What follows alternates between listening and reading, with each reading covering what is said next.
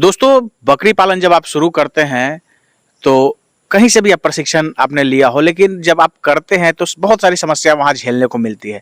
और ऐसी समस्या होती है कि हमारे जीवन में वैसी समस्या को हमको पहली बार फेस करना होता है और कई बार जो है हमारा जो है हिम्मत टूटने लगता है और बहुत सारे लोग जो है हिम्मत हार जाते हैं। लेकिन ये बात है दोस्तों कि अगर जो लोग थोड़ा सा उस पर कोशिश करते हैं, जो परिस्थिति जो होती है उसको सही करने की कोशिश करते हैं, तो कुछ लोग टिक जाते हैं और जो लोग टिक जाते हैं वही बकरी पालन में आगे चलकर बकरी पालन के शहंशाह होते हैं। नमस्कार दोस्तों, मैं हूं आशुतोष और आपके अपने चैनल स्टिलर फार्मिंग पे आपका स्वागत है। दोस्तों, आज की वीडियो बकरी पालन से संबंधित रहने वाली है और बकरी पालन में जो रियल टाइम प्रॉब्लम्स होते हैं उस पर आज आपको जानने को मिलेगा। और मैं बता दूं कि ये एक फार्म जहां अभी मैं खड़ा हूं ये बिहार के वैशाली जिले में है और काफ़ी बड़ा कैंपस है इस फार्म का। और बात करें बकरियों की संख्या की, लगभग जो बकरियों की संख्या है वो 28 अभी यहाँ पे है। और प्योर जो फार्मिंग हो रही है, गोट फार्मिंग जो प्योर रूप से हो रही है वो ब्लैक बंगाल गोट फार्मिंग हो रही है, यानी जो बिहार की नेटिव ब्रीड है उसी पे यहाँ काम चल रहा है। तो अभी हम कंप्लीट जानकारी लेंगे कि बकरी पालन कब यहाँ शुरू हुआ, कितने जानवर से शुरू हुआ, क्या खर्च वगैरह बकरियों की खरीदगी में हुई, क्या खिलाने पिलाने की व्यवस्था है और क्या असल समस्या बकरी पालन में आती है। ऐसे महत्वपूर्ण सवाल उन सभी भाइयों के लिए मैं आज पूछने वाला हूं जो आने वाले समय में बकरी पालन करने की सोच रहे हैं या मन बना लिए हैं। तो उन सब की सहूलियत के लिए आज ये सब सवाल मैं करूंगा ताकि आप जब बकरी पालन करें तो ये सब समस्या आपको झेलने को ना मिले। तो आइए दोस्तों, देर न करते हुए वीडियो शुरू करते हैं। वीडियो शुरू करने से पहले एक रिक्वेस्ट है कि अगर वीडियो पसंद आए तो एक लाइक जरूर करिएगा, चैनल पर नए तो सब्सक्राइब कीजिएगा।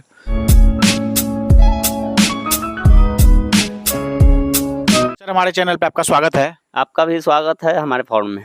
सबसे पहले सर अपना परिचय और फार्म का पूरा पता हमारे दर्शकों को बताइए। ये मेरा नाम हुआ विश्वजीत सिंह, ये ग्राम हुआ कल्याणपुर, पोस्ट सरसाई, जिला वैशाली। तो सर ने पूरा एड्रेस बता दिया, पूरा चौहद्दी बता दी, आपको पहुंचने में कोई दिक्कत नहीं होगा। सर, अब बात करते हैं कि ये जो आपका फार्म का एरिया है, लगभग काफी बड़ा कैंपस आपने बनाया, लगभग कितना बड़ा एरिया ये है? ये है 6 कट्ठा में बना हुआ है, मैंने 12,000 स्क्वायर फीट में। तो कंप्लीट जो पूरा फार्म जो है, फार्म का एरिया जो है वो 12,000 स्क्वायर फीट में है। 12,000 स्क्वायर फीट है। और जो सर ये अंदर जिसमें बकरियों के रहने की व्यवस्था आपने बनाई है, जो अंदर का फार्म कंस्ट्रक्शन जो आपने किया है, शेड का कंस्ट्रक्शन जो आपने किया है, कितना एरिया में है? ये शेड बना हुआ है लमसम 30 बाई 30, यानी 900 स्क्वायर फीट में। इसमें 4 ब्लॉक है जो सामने नजर आ रहा है। तो सर ये इतना बड़ा कैंपस बनाने का क्या कारण था? कैंपस चूंकि बकरी को खुला जगह चाहिए घूमने फिरने के लिए, तो इस पर्पज से इतना बड़ा एरिया मेरे पास था, इसको हमने कवर कर दिया। अब रहता है रूम में और उसके बाद ओपन अपना घूमता फिरता है, इसलिए पूरे को कवर किया हमने। जो आप फार्मिंग कर रहे हैं, जिस ब्रीड की फार्मिंग कर रहे हैं वो ब्लैक बंगाल जो हमारे यहाँ की देसी ब्रीड है, देसी नस्ल है, उस पर काम कर रहे हैं? हाँ, ब्लैक बंगाल चूँकि ट्रेनिंग में ही बताया गया था, कृषि विज्ञान केंद्र से हमने ट्रेनिंग लिया था। तो वहाँ पे डॉक्टर नरेंद्र थे, उन्होंने बताया था कि जब भी शुरू करें तो ब्लैक बंगाल से शुरू करें। ब्लैक बंगाल के बाद में आप यूपी का नस्ल जो है उसको 5-5 करके ऐड करिए और धीरे धीरे उसको बढ़ाइए, क्योंकि यहाँ इन्वायरमेंट जो है वो ब्लैक बंगाल का है। बिल्कुल, तो इसलिए उसी से हमने शुरू किया है। और दोस्तों, ब्लैक बंगाल की एक खासियत आपको मैं बता दूं कि अभी मेरे टी शर्ट को आप देखकर समझ रहे होंगे कि बारिश हुई है, और बारिश हुई है तो आप देख सकते हैं कि बकरियां जो है बाहर घूम रही हैं। लेकिन कोई दूसरा ब्रीड अगर बात करें किसी दूसरे नस्ल की तो उतनी उसकी हिम्मत नहीं कि बारिश में जो है निकल जाए, लेकिन बारिश में ये जानवर जो है इधर चरते हैं, घूमते हैं, फिरते हैं। तो कहने का मतलब है कि ब्लैक बंगाल की इम्यूनिटी सिस्टम जो है सबसे अव्वल है और सारे ब्रीड में सबसे बढ़िया इम्यूनिटी सिस्टम जो है ब्लैक बंगाल की है। तो जो अगर बिहार के खास करके जो हैं, जैसा कि सर ने भी बताया कि ट्रेनिंग के दौरान इनको बताया गया, तो बकरी पालन की जब आप शुरुआत करें तो शुरुआत जो है ब्लैक बंगाल से करें। जब 6 महीना 8 महीना जब अनुभव हो जाए तो फिर आप दूसरे ब्रीड पे जा सकते हैं। तो आइए दोस्तों, अब थोड़ा सा फार्म के अंदर चलते हैं और कैसे सर ने फार्म बनाया हुआ है वो थोड़ा फार्म के अंदर से चल के बात करते हैं और देखते हैं। यह बकरी रहने का जगह, इसे हम 4 ब्लॉक में बनाए हैं। एक उधर है, एक ब्लॉक उधर है, दूसरा ये है, तीसरा ये है और चौथा वो है। 4 ब्लॉक में इसको बनाया गया है कि स्टेप बाय स्टेप सबको रखा जा सके। तो सर 4 ब्लॉक में आपने क्यों बनाया? 4 ब्लॉक में, एक में बकरी रहे, एक में खस्सी रहे, एक में बच्चा रहे, और जो उसके खाने पीने का व्यवस्था है वो भी एक तरफ रहे। ये सर इसी ये दौड़ी के अंदर बच्चे वगैरह हैं क्या? हाँ बच्चे हैं। मेमने थोड़ा दिखाइए मेमने। सर। और ये देखिए दोस्तों, सर कितने दिन का है ये सर? ये 5-6 दिन का। 5-6 दिन का है। और उधर वाले में सर? उसमें ही बच्चा है। ये कितने दिनों का है इसमें?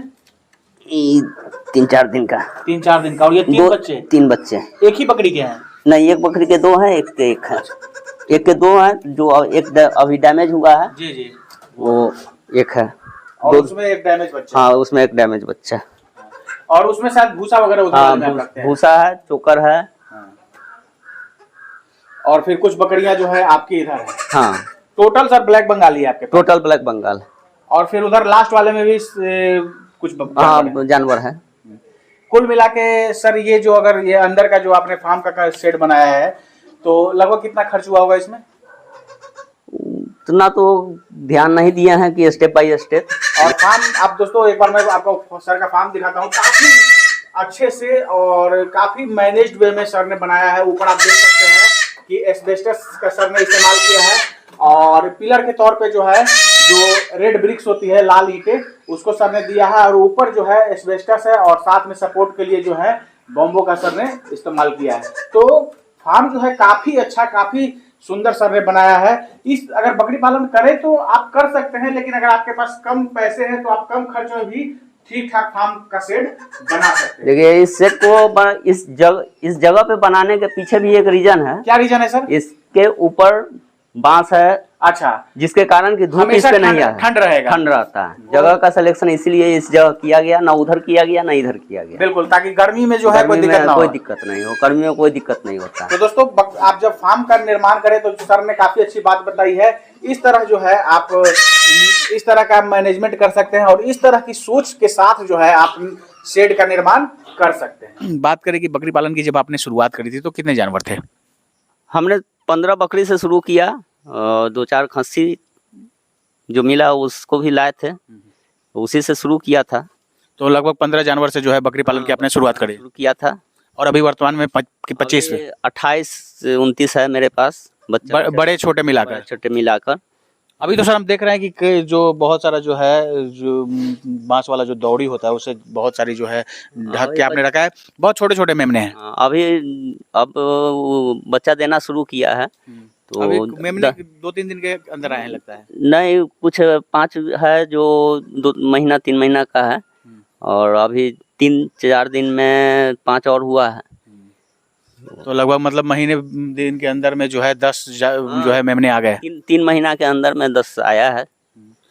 प्रोडक्शन के मामले में जो है ब्लैक बंगाल प्रोडक्शन और इम्यूनिटी में सबसे आगे है। हाँ, ये ब्लैक बंगाल का खासियत है कि इसका प्रोडक्शन भी ज़्यादा होता है, इम्यूनिटी भी इसका ज़्यादा है कि हर मौसम में ये सर्वाइव करता है।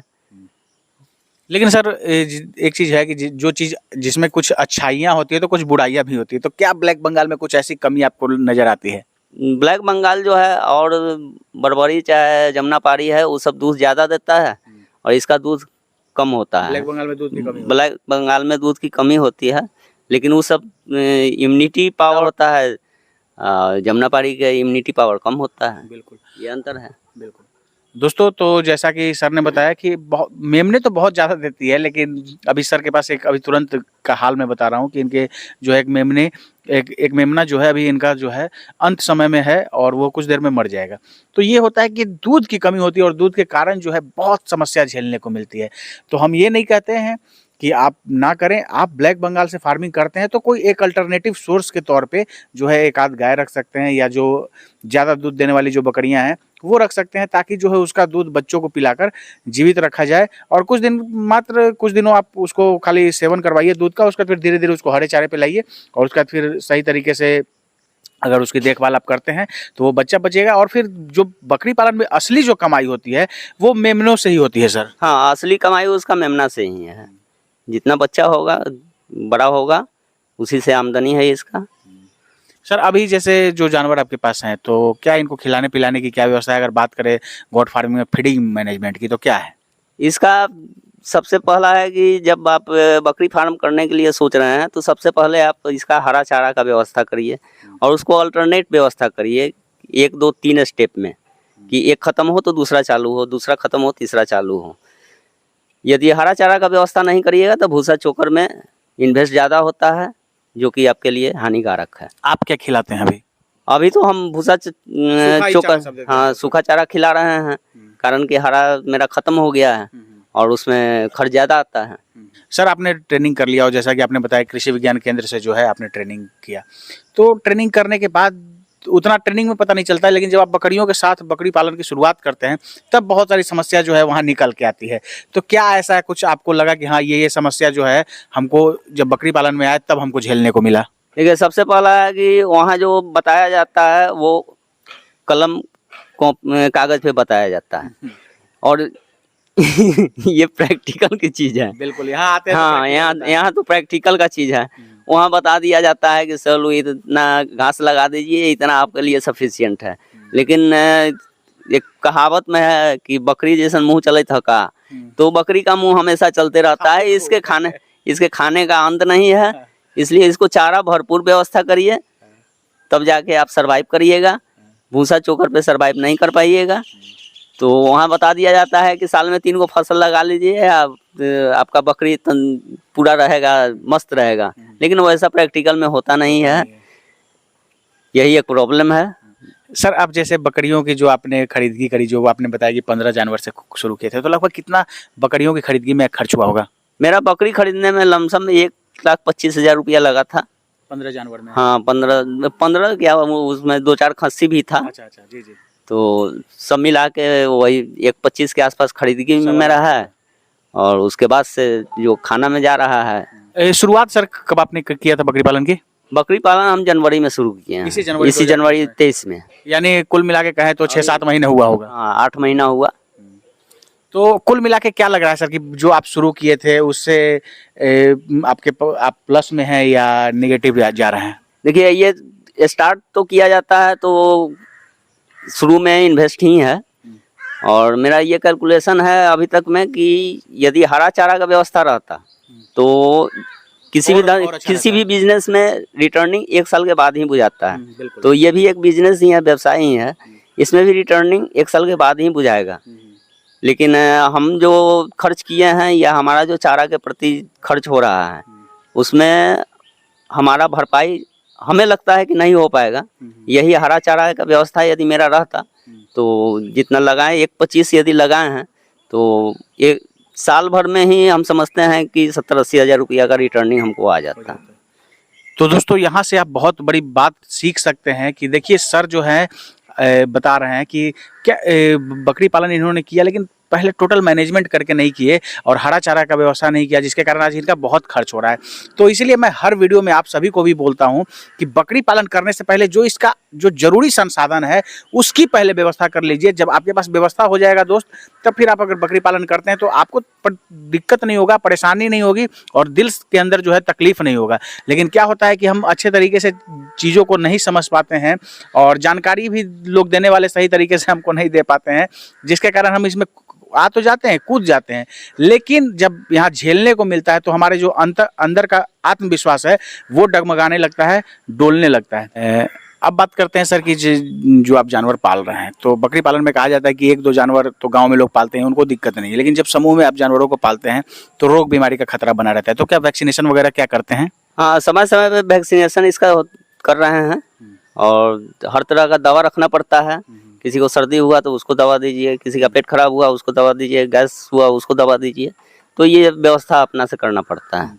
अभी बातचीत के क्रम में सर आप बताएं कि ये जो है आपका गांव है, लेकिन आप यहाँ से दूर रहते हैं, हाजीपुर में रहते हैं और वहीं आपका परिवार रहता है और रात में फिर आप यहाँ आ जाते हैं और फिर सुबह जाते हैं। जैसे हमारा हाजीपुर में डेरा हुआ और बाल बच्चे सब हाजीपुर रहते हैं, पढ़ाई लिखाई वहीं होता है।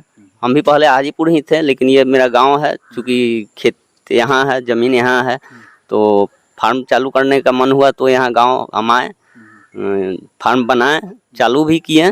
लेकिन थोड़ा सा परेशानी हमको होता है हाजीपुर, चूँकि यहाँ फार्म से 18 किलोमीटर 20 किलोमीटर है और जाना आना परेशानी और खाना उना का व्यवस्था ठीक से नहीं हो पाता है, जिसके कारण कि हम फार्म पे पूरा समय नहीं दे पाते हैं। और शेड्यूल भी सर काफ़ी हेक्टिक हो जाता है। शेड्यूल वही टफ हो जाता है, आना जाना परेशानी तो होती ही है कहीं भी आने जाने में। बकरी पालन के साथ सर कुछ और व्यवसाय आप करते हैं क्या? हाँ, बकरी पालन के साथ मेरा पुराना व्यवसाय वीडियोग्राफी, फोटोग्राफी, वीडियो मिक्सिंग है, जो कि हाजीपुर में है। अच्छा, तो दिन में वो काम करते हैं, हाँ, रात में यहाँ आ जाते हैं। तो दोस्तों आप समझ सकते हैं कि कितना हैक्टिक शेड्यूल है, और इसी कारण जो है सर थोड़ा सा अंदर से परेशान भी है कि इस उम्र में जो है इतना मैनेज कर पाना किसी के लिए संभव नहीं है। कि हर कोई चाहता है कि दिन में काम करे तो रात में सुकून भरा कम से कम नींद ले, लेकिन रात में फिर सर यहाँ फार्म पे आ जाते हैं और जानवरों को देखने लगते हैं। इसी कारण जो है आपके अंदर थोड़ा तकलीफ भी हो रहा है सर। नहीं, तकलीफ नहीं, वही परेशानी है। तकलीफ क्या होगा, व्यवसाय तो व्यवसाय है, कहीं कुछ आना है, कहीं कुछ जाना है, तो तकलीफ नहीं है, वही शेड्यूल परेशानी है, जिसके कारण कि इसको हम सोच रहे हैं कि होली तक में बंद कर दें।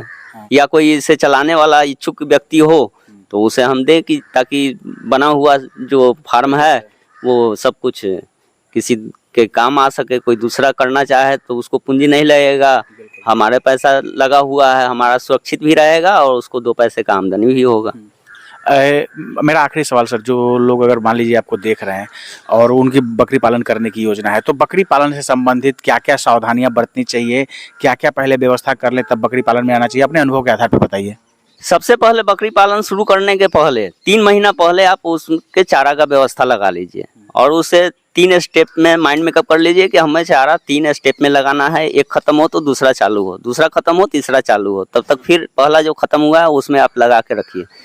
तो सबसे पहला है चारा का व्यवस्था। दूसरा है कि आप अपने आप को उसके प्रति समर्पित थोड़ा सा होइए कि स्टार्ट किए हैं तो साल 1.5 साल आपको पूरी तरह से समर्पित होना होगा उसके प्रति, तब जाके ये व्यवसाय। और रह गया कि प्रैक्टिकल में ही नॉलेज होता है, तो जब आप करिएगा तो उसके बाद धीरे धीरे आपको भी नॉलेज होगा। दवा हुआ का कैसे कब होता है वो सब जानकारी अपने आप धीरे धीरे मिलते जाता है। हर तरह का दवा रखिए, समय समय पर वैक्सीनेशन करिए, दवा दीजिए, फार्म आपके लिए फ़ायदेमंद होगा। बहुत बहुत धन्यवाद सर समय देने के लिए और जानकारी देने के लिए। चलिए, धन्यवाद। दोस्तों ये है विश्वजीत सर, और बिहार के वैशाली जिला में सर का फार्म है, और लगभग जनवरी 2023 से जैसा कि सर ने बताया कि बकरी पालन की शुरुआत किए थे, और फार्म आज अच्छे स्थिति में है, लेकिन सर का थोड़ा हैक्टिक शेड्यूल है, इसलिए इसको मैनेज सही तरीके से नहीं कर पा रहे हैं। दोस्तों आशा है ये वीडियो आप सबको काफ़ी पसंद आई होगी। अगर पसंद आए तो एक लाइक जरूर करिएगा, चैनल पर नहीं तो सब्सक्राइब कीजिएगा। Thank you for watching.